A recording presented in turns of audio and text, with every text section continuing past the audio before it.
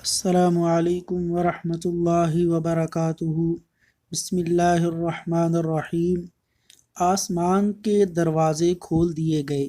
صحیح مسلم حدیث نمبر 1358۔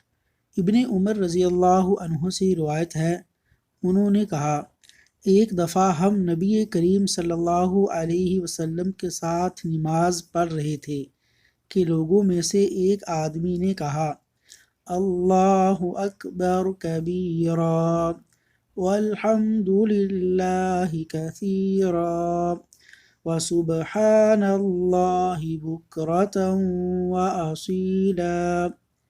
نبی کریم صلی اللہ علیہ وسلم نے پوچھا، فلاں فلاں کلمہ کہنے والا کون ہے؟ لوگوں میں سے ایک آدمی نے کہا، اللہ کے رسول، میں ہوں۔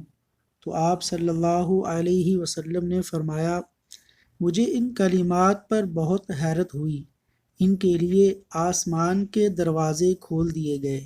حضرت ابن عمر رضی اللہ عنہ نے کہا، میں نے جب سے آپ سے یہ بات سنی، اس کے بعد سے ان کلمات کو کبھی ترک نہیں کیا۔